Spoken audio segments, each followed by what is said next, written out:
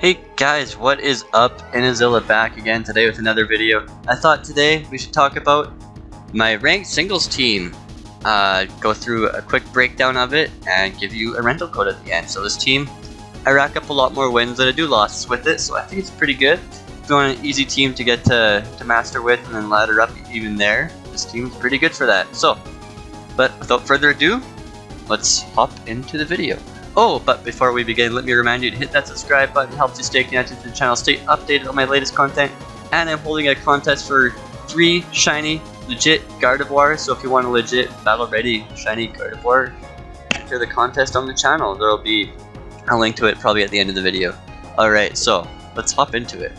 Alright, so this first Pokemon we have on the team is a Reggie Elekie. A Reggie Elekie may not look like it because of its base 100 special attack. It's a super insanely hard-hitting Pokemon. 100 base special attack, that's not that good. But with Transistor ability, which pretty much makes your electric attacks have 50% more power, add Stab to that, same type attack bonus, and Life Orb, you're going to be hitting like a truck. Now, I like this moves set on it, Substitute, Protect, Thunderbolt, and Volt Switch. Your opponent might switch something in on you that resists, might not be a ground type per se, but something that resists. You set up a Substitute on that turn. Maybe go for Protect, Scout what they want to do, and then you like Volt Switch, Thunderbolt, depending what you want to do. I have 2-hit KO Tapu Koko. Well, they set Electric Terrain for me. I have 2-hit KO Tapu Koko. The first hit did like 75%, so you're going to be hitting a lot of Pokemon super insanely hard with this Reggie Elekie. Now, Reggie Elekie, its biggest bane is ground type Pokemon. But we have got a few Pokemon on the team that can handle ground type Pokemon very well. If I see my opponent's got a Landorus or something on their team, I don't really bring Reggie Elekie, but when I see, when my opponents see Reggie Elekie on my team, they're thinking, oh crap, I better bring something to counter that. I'll bring my ground type, I'll bring my Landorus. Pokemon like Pheromosa and Mammoth Swine are really good checks to Pokemon like that. So, Reggie Elekie, it has limited coverage per se. It can't really do anything besides hit electric type moves, but with that insane speed, and with that, like, super insane power, Life Orb, Transistor, Stab, boosted Thunder electric attacks, it's going to be hitting really hard. Now this Pheromosa, it's an adamant nature.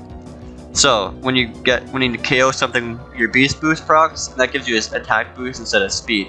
So this thing's out here to hit hard and hit really hard, so it basically gives you a Moxie boost. So, with Pheromosa, you're going to outspeed most of the things anyway. Dragapult will outspeed you if it's timid or jolly, so you gotta be wary of that. And of course, you're gonna get outsped with Reggie Elekie, but Pheromosa's got a Focus Sash, so maybe it can take a hit from one of those Pokemon and lives, and finish one of those Pokemon off with a close combat or triple axle or something, and then you're at +1 attack. Maybe you max knuckled, you got a max knuckle attack boost in there, so you get a double attack boost. You turn Poison Jab and triple axle. I would love to put a flying move on this thing. What flying move does? I think it gets bounce, so it's not the best flying move. I would love to have flying coverage on Pheromosa just so we can get an Airstream in once in a while. But there's like really no room on here. You need U-turn because I usually lead with this thing, and I pivot out if I believe my matchup is bad, or usually pivot out anyway because I'm assuming my opponent's gonna switch because I usually have a good lead with Pheromosa. So you need U-turn on it. Poison Jab's really good for fairies and like the tabus. Like you're gonna hit any of the tabus really hard with the Poison Jab. And Triple Axle, it's there to hit like Landoruses and other ground type Pokemon. So you kind of need all these moves on Pheromosa. If I was to put Bounce on it, it'd be missing like vital coverage. So I elect not to put Bounce on my Pheromosa. That being said, you're gonna get outsped by every other Pheromosa there is, because they're probably all running speed natures, so that they can get speed boost and max knuckle bit. But I went full physical attacking.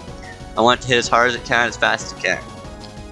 Now I had an opponent who had a Celesteela, and he got 3 max Airstreams in on me and finished off one of my Pokemon. I don't remember what it was, but he had 3 max Airstreams in on me. If Pheromosa comes in, I still outsped the Celesteela. So with that adamant nature, you're still outspeeding a lot of Pokemon even if they get 3 max Airstreams in. I don't know what was with that Celesteela's EV spread or its nature or anything, but 3 max Airstreams I still outspeed, so that's pretty cool. Next up is the Stylus Steel with Substitute, Protect, Beach Seed, and Earthquake. And most Celesteelas you're going to see They're gonna put Flash Cannon or Heavy Slam here, depending on if they want to run physical or special.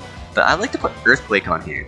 Celesteela does a really good job of blocking flying attackers, so you can always just substitute Protect Leaf Seed against that kind of thing. Especially like Landorus. What's a Landorus gonna do to you? Not that much, honestly. You can just substitute on something like that, Leaf Seed it up, Protect. Maybe they decide to Dynamax on you, you waste their Dynamax. You're not hitting them with an Earthquake because they're immune, because it's a Landorus, it's part flying.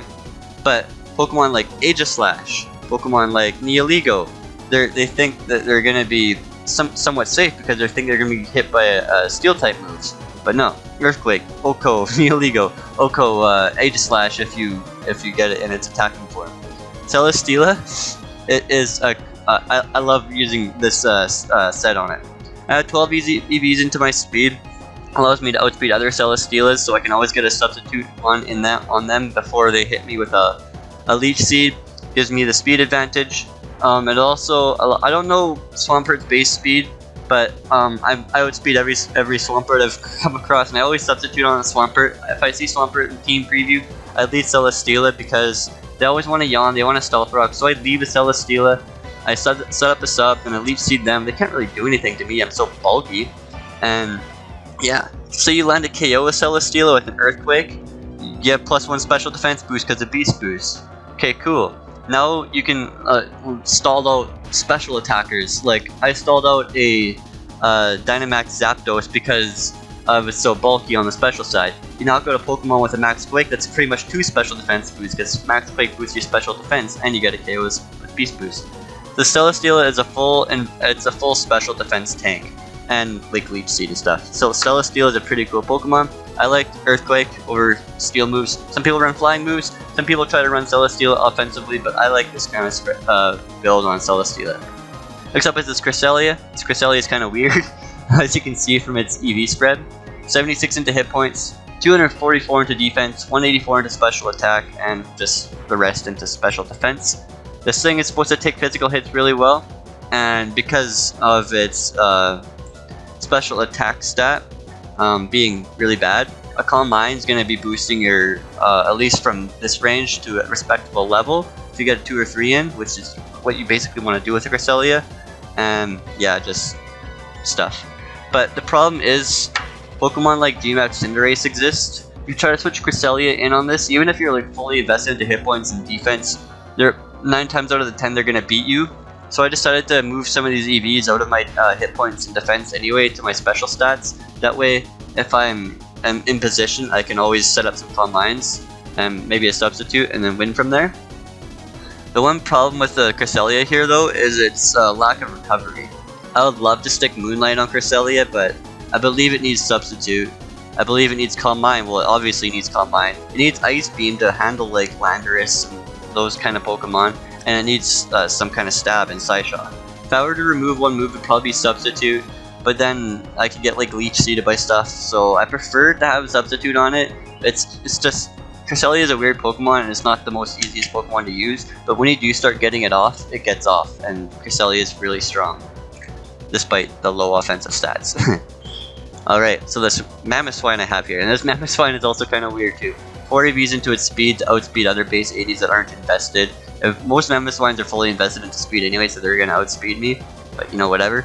I got 252 into attack because it needs to hit as hard as it possibly can, and the rest into its special bulk and its hit points. So, most people, with this Mammoth Swine, I can handle Galarian Moltres. What they do is the Galarian Moltres probably goes for like an Airstream or Darkness or whatever on me. They do a lot of damage, but it's always at least a 2-hit KO. I Ice Go Crash them, do a lot of damage, and I don't kill them of course because they're Dynamax, and I Ice Charge them and then they're gone. So this Mammoth Swine, despite the base 60 special defense stat, it takes special hits really well, especially with 207 total hit points. So with this Assault Vest, you're taking your special defense up to 135, so you're gonna be pretty tanky. You're gonna be a pretty tanky special Pokemon. And if you decide to Dynamax it, go for an Iron Hand that gives you a Steel Spike boost. Going for an Earthquake will give you a Max Quake boost, boosting your special defense even to even higher levels. So Mammoth Swine can become really tanky really quick if you're given the proper situation. you don't really need all the speed into Mamoswine because everything it wants to beat is faster than it anyway, so I thought let's go with more bulk. But yeah. And last but not least, this Galarian Corsola. Galarian Corsola is not nice to deal with, to put it nicely. So it's got an Eviolite and max hit points, max physical defense, and then 4 into special defense because there's really nowhere else to put that. This way, it can take physical hits super well. It can strength zap. So if you're like on like a G-Max Cinderace or Cinderace or whatever, you strength zap them as they go for a max darkness on you. They're running a physical one, so a max darkness isn't gonna a drop in your special defense isn't going to matter. You strength zap them, you get all that health back. You keep doing that until they become completely useless, and then you just Nightshade them to death, or you Will-O-Wisp if they decided to change their typing from fire to dark or something, depending on what they were doing. And then Galarian Corsola just wins that matchup slowly but surely. Galarian Corsola is a really good Pokemon for like almost any physical attacker, so that's why I like it. It was just kind of a plug. I didn't really know what to stick on this team other than like these guys, but Corsola's been really good for the team. I really like it. But yeah, that is the team. I will have a team rental code at the end of the video, so in a few seconds I guess. Thank you so much for watching, and Azilla signing out. Bye bye.